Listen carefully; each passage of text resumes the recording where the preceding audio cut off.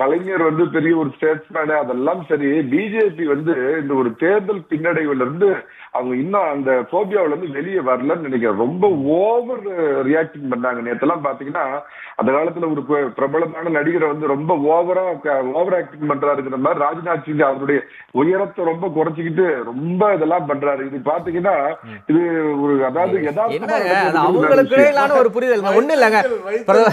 பிரதமர் நரேந்திர மோடி வரும்போதும் செல்வி ஜெயலலிதா குறித்தும் அமரர் எம்ஜிஆர் குறித்தும் எல்லா மேடைகள்லையும் இப்ப ஒரு 9 முறை வந்தார்ல, எல்லா மேடைகள்லையும் சொன்னாங்க.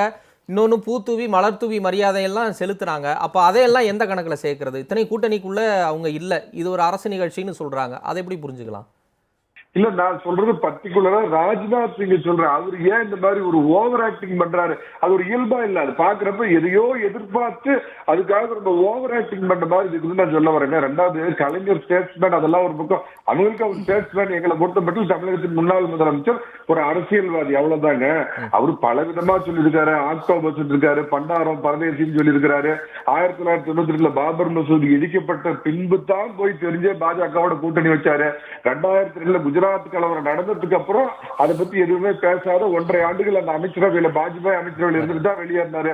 ஒரிசாவில் செயின்ட் பாதிரியார் எரிக்கப்பட்ட போது அமைதி காத்தாரு.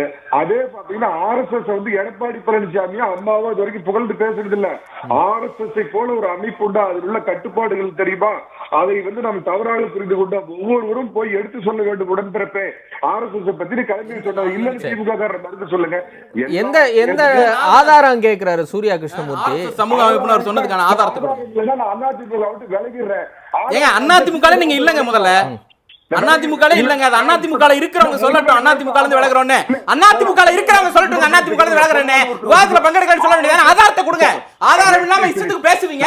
ஆதாரம் கொடுத்தா விலகிறேன்னு சொல்றது என்ன அர்த்தம்? ஆதாரத்தை கொடுங்க சார்.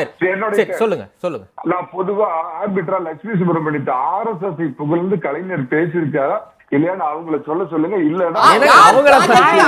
நீங்க சொன்னதுக்கு ஏங்க லட்சுமி விளக்கம் கொடுக்கணும்? நீங்க சொன்னதுக்கு நீங்க தாங்க விளக்கம் கொடுக்கணும். சரி, ஒண்ணு இல்ல, ஒரே நிமிஷம். நான் 1 மணி நேரத்துல திமுக விட்டு விலக தயாரா? ஒரே நிமிஷம். ஓகே மணிகண்டன், ஒரே நிமிஷம். ஒண்ணு இல்ல, ஒரே நிமிஷம் மணிகண்டன், ஒரே நிமிஷம். நான் எல்லா சுற்றும் கூட போயிட்டு கூட வரேன். நீங்க ஆதாரத்தை எடுத்து வைங்க. அதுக்கப்புறம் நீங்க காமிச்சீங்கன்னா நம்ம அடுத்த கட்டமா வைக்கலாம். ஆதாரம் இல்லாம பேசலாம். நான் எந்த விவாத மேடையில வரல. இல்ல, ஆதாரம் இல்லையா உங்கள்ட்ட? இல்ல சார், நான் என்ன கேக்குறேன்? இல்ல மணிகண்டன், இல்ல ஒண்ணு இல்ல மணிகண்டன், நீங்க சொல்லி இருக்கிறது இல்ல மணிகண்டன், நீங்க சொல்லிக்க ஒரு பெரிய ஸ்டேட்மெண்ட். அதாவது கலைஞர் கருணாநிதி அவர்கள் RSS குறித்து ரொம்ப விதந்தோதி புகழ்ந்து பேசியிருக்கிறாரு. அவங்கள பத்தி போய் வீட்டுக்கு சொல்லணும்னு சொல்லியிருக்காருன்னு இருக்கீங்க. பணம் கொடுத்தாங்க, பெரிய ஸ்டேட்மெண்ட்டுங்க.